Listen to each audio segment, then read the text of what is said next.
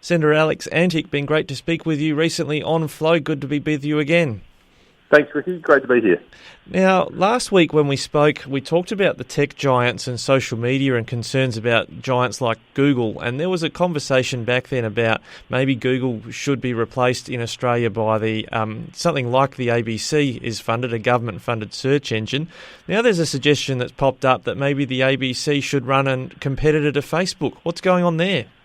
Well, it's a good question. What is going on there? It sounds like this is a bit of a thought bubble that's come out of a left-wing think tank, and let's hope that's where it stays, because we talked last week, as you say, about the problems with big tech, and it's good to see the left acknowledging those. We do have problems with censorship, and we've seen that recently with Craig Kelly, MP, getting his account completely turned off. He had a great following and a real way to get his message across. But the suggestion has been that the ABC, through publicly funded means, run its own social media platform in the form of Facebook. Now, that's the pitch.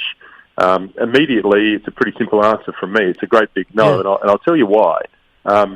First of all, one of the problems we've got with the ABC at the moment, in my view, is this mission creep. We still don't really know in the modern era what the ABC is meant to do. Back when it was formed in the 30s, it was designed really as a sort of a way of conglomerating all of the various different radio stations. Now it's become this great big behemoth where it's doing internet and it's doing magazine-style shows and it's doing TV and it's doing radio, it's doing the internet.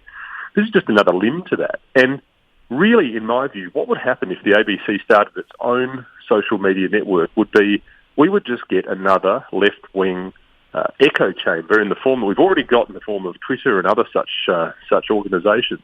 Except the only issue is this time the taxpayer would pay for it. So you and I would get the opportunity to pay for a service which no doubt flies in the face of the very values that people like you and I hold dear, and many of your listeners as well. So, look, this is another way that we can sort of try and stretch the bounds of the ABC. But for me, it's got to be nipped in the bud early. It's a no. Yeah, I've been stretching my mind to think what they might call it, and it just occurred to me what they should call it. And like if it's competing with Facebook, it should be called groupthink. Well, you might submit that one to the ABC and see how you go. We'll see how we go. Now, part of the reason I imagine that people are pushing this idea that we need the ABC or a government intervention in the social media space is the concern about fake news. And you mentioned Craig Kelly's been kicked off of Facebook, and what is truth when it comes to online material. And see, the ABC itself has been caught out a couple of times recently spreading their own fake news. Yeah, that's right. It's come up. I mean, if you went back through the annals of the last decade or more, you'd find any number of different examples, I presume. But there's a couple of recent ones in the last few weeks. The most obvious one, I think, was this business about the dancing at the naval ship launch the other day, and there were dancers there and whatever.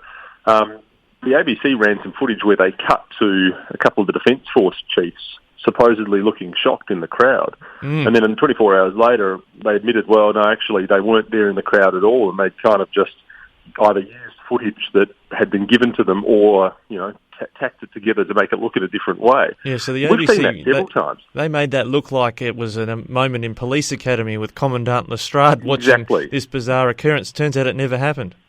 It never happened. And we've seen example after example of that.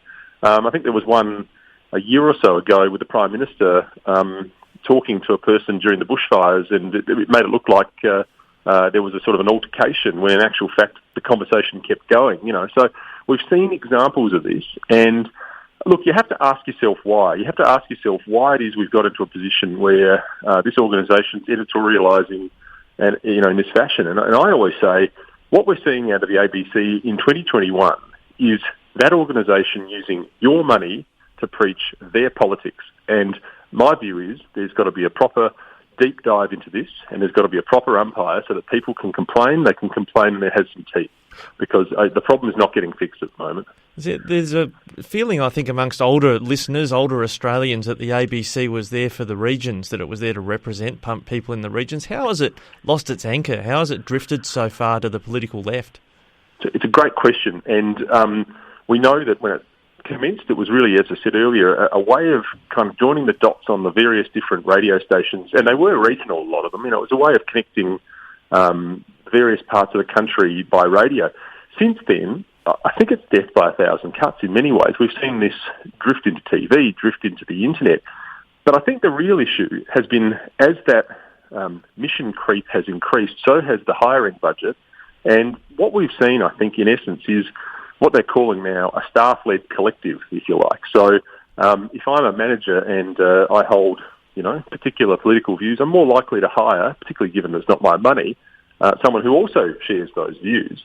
And I think what we're seeing now is this sort of almost unaccountable bureaucracy that's formed, which has meant that people are basically being paid to run their own vanity projects, their own political vanity projects. I mean, the ABC is the very home, in my view, of identity politics in this country. And by that, of course, your listeners would know, I mean that the process of breaking people up and using their identity as the key feature of what they do. So, I identify as somebody who is X, and therefore I am oppressed. Therefore, that must be my message.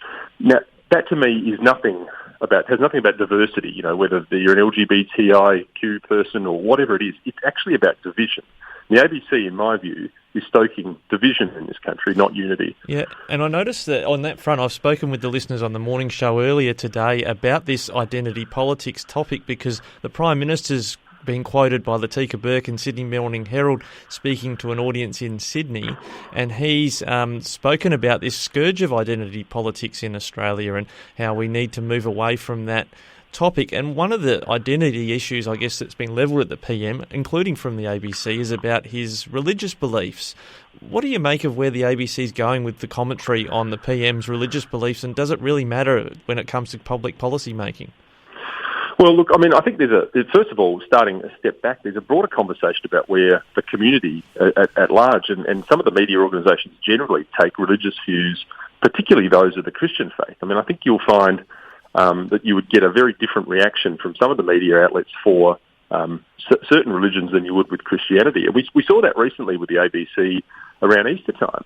Easter time, they ran a poll which asked the question about whether it's still current to believe in Jesus. They then followed that up, and by the way, this was on Good Friday, if you want to be particularly insensitive, and then followed it up, I think, a day later with another poll about whether or not people believe in ghosts. And the sort of, if you draw the lines, the implication was, is this a fantasy you believe in? Now, there is no way that would be done for any other religion. So I think you have to ask yourself, what is happening in society whereby people are being basically ridiculed for their religious beliefs? And we see that rolling out with the coverage of the Prime Minister in the last few days. It was almost pitched as though this was sort of a curiosity. Now, we know that at least half, if not slightly more, Australians identify as people who are Christians. We know that. It's about 52% as of 2016. So why it is that the ABC is seeking to ridicule people for their religious beliefs, particularly when they're pitching themselves as being identifying with this. So their charter requires them to represent the diversity of Australia. Well, half of Australia represents Christians. Now, that message is not getting across. My view is that there are two things. First of all, the ABC needs a good review, and it needs the Ombudsman to be able to work these things out. But the real issue for me, Ricky, is that, as Plato said in 400 BC, when good men are indifferent to politics, bad men rule. My view is that people of solid values-based propositions, social conservatives, need to re-enter the fight of politics, and we need to reclaim things, all of our institutions, like the ABC, the schools, the universities, and that only comes when people get involved. So that's the real message here. Yeah, and the Ombudsman you're referencing there, what would the title or the role of that Ombudsman be? Well, we've got a telecommunications ombudsman at the moment, and that's the title. It's given authority under the Telecommunications Ombudsman Act, or whatever it is. So it would be a public broadcasting ombudsman, and it wouldn't just necessarily, in my view, and I'm just sort of spitballing the issue, if you like, but it would also cover the SBS and any other broadcasters that fit under that banner. And the idea would be, at the moment, if you make a complaint about the ABC, it basically goes into a pile. They receive, according to their annual report, something in the order of 3,500 complaints per annum. Now, that doesn't seem like a lot, but that's a lot of times the phone rings every year. Most of them relate to bias. They break it up into political bias and general bias, but it's a large chunk of that. The real issue is, even though there are rights to then escalate that if you don't get a response you like to the media authority, ACMA, it very much ends normally in nothing happening. The reason for that is what we need is a proper, independent, accountable body that has no tie back to the organisation, that simply is able to make a decision based on the merits. Now, it's like having a teacher at the front of the class. And if you have a teacher at the front of the class, the students are less likely to play up in my intimation. So it's one plank. The reality is we haven't had a proper, I'll say the word, deep dive into the running of the organisation since about 1983. There was one in 1997 and there have been little bits on the way through, but there hasn't really been a proper root and branch review of what this organisation does, what it really needs, what it's there for, and is it servicing Australians and mainstream Australians and people particularly that pay the bills? And I think that's really where we need to start. Yeah, that's an interesting proposal. We'll track that with interest, particularly because the PM's laid the groundwork overnight about talking about identity politics and who might be the propagators of that in Australia. So maybe the ground is right to have that sort of review. So we'll track that with interest. Thank you, Senator Antic, for your time talking with us today. Thanks again, Ricky.